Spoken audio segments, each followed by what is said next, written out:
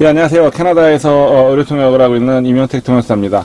예, 오늘은 제가 지금 버스 환승 구간에 잠깐 나와서 가족을 좀 기다리고 있는 중인데요. 여기서 이제 한 사람을 태우고 집으로 가서 저녁 시간에 또 일을 시작하게 될 겁니다.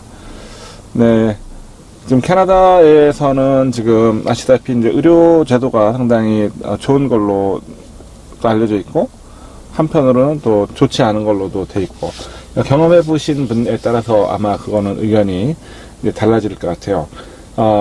좋다고 생각하신 분들 입장에서는 이제 이미 캐나다 의료 시스템에 편입이 돼서 이미 들어가서 여러 가지 혜택을 받고 계실 경우에, 예를 들어서 뭐 입원을 하셨을 때 하고 난 다음에는 너무 좋습니다.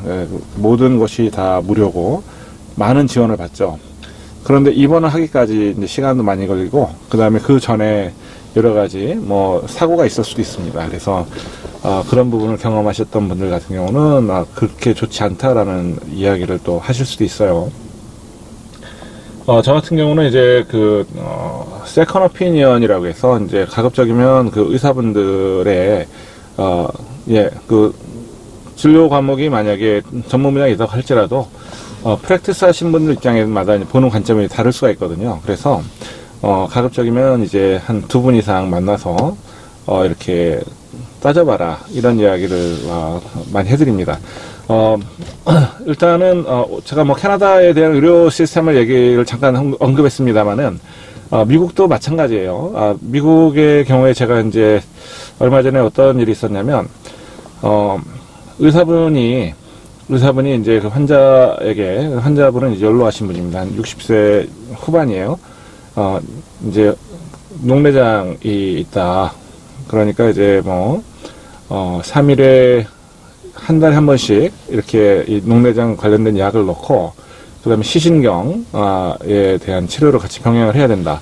예, 이렇게 진단이 나와서, 그거를 이제 쭉 따라 하셨는데, 이제 검사 결과가 이제 나왔던 거죠. 나왔는데 거의 정상으로 나온 거예요. 그래서 가족 중에 이제 차트를 볼 수 있는 사람이, 이거 이상하다. 그래서 이제 두 번째 의사를 다른 분을 만나러 가셨는데, 그분께서는, 이거 녹내장이 아니고 정상이다라고 얘기가 된 거죠. 그러니까 이제 이분이 이제 화가 나셔가지고, 뭐라고 하죠? 의료사고 관련한 그런 신고 센터로 전화를 하신 건데, 제가 이제 그 부분에 이제, 통역을 했었습니다만은, 이럴 경우가 왕왕 있는데, 만약에 두 사람의 의사가 다른 이야기를 할 때 어떻게 해야 될까요? 이때는 제3의 의사를 다시 만나셔야 됩니다. 왜냐하면은 내 몸과 내 건강은 상당히 중요하죠. 그래서 어떤 사람이 거짓말을 하는 건 아니겠죠, 사실은. 왜냐하면 자신이 보는 관점에서 항상 우리는 이제 정직하다라고 일단은 가정을 하고 의사분들 만나야 되기 때문에 이분이 나에게 사실을 말하고 있다라고 한다면 둘 중에 한 사람 다 틀린 거죠. 그죠? 정답이 아닌 걸 얘기하고 있는 거죠.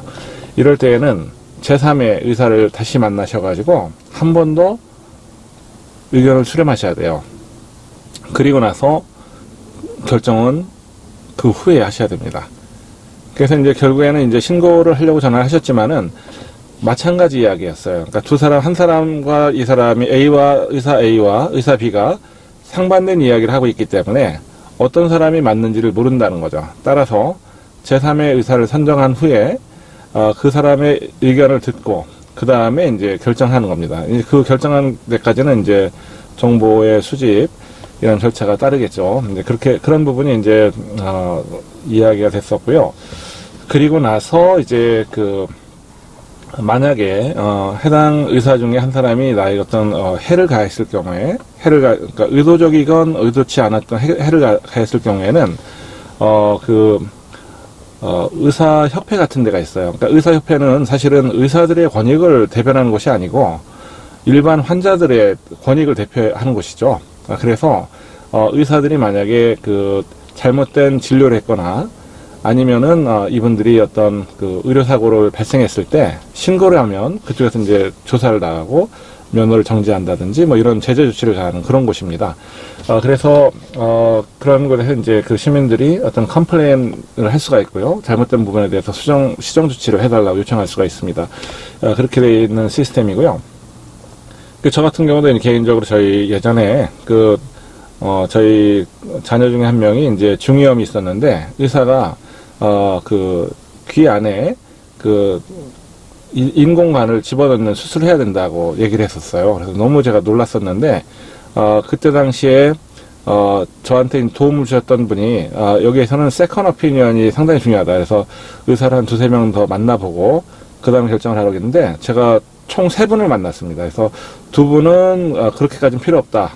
나중에, 이제, 팔로우업이라고 해서, 이제, 정기적으로 만나서 검사를 해보고, 그 다음에 이제 수술 여부를 결정하는 게 좋겠다라고 하신 분이 2분이었어요. 그래서 1대2로, 수술하지 않아도 좋다는 의견이 많았기 때문에, 결국에는 수술을 하지 않았는데, 지금까지 수술 안 하고 잘 지내고 있습니다. 아주 건강하게 잘 컸고요. 뭐 그런 것을 봤을 때, 제 경우도 이제 그랬었지만, 일단은 어떤 중요한 의료적인 판단을 하실 때에는, 한 분의 의사 선생님의 말만 이렇게 듣고 진행하시는 것보다는 세컨 오피니언, 더드 오피니언, 그러니까 2번째 의견, 3번째 의견을 수렴하셔가지고 이렇게 결정하시는 것도 바람직합니다. 이 이민사회에서는 정말 몸이 건강해야 되거든요. 그래서 특히 이제 가장 한 집안의 가장이나 또 그 부모님들 같은 경우는 자녀들의 운명이 갈릴 수가 있어요. 그러니까 부모들의 건강이 좋지 않을 때에는. 그래서 아주 중요하게 잘 관리하셔야 됩니다. 그래서 항상 어떤 결정을 내리실 때는 잊지 마시고 꼭 돌다리 두들겨서 건너셔야 된다는 거. 그리고 항상 어떤 의료적인 그런 소견이 나왔을 때는 반드시 2차, 3차 각각 다른 의사 선생님들의 의견을 수렴하고 난 다음에 결정을 하시더라도 늦지 않다. 그것은 환자가 가질 수 있는 권리 중에 하나입니다.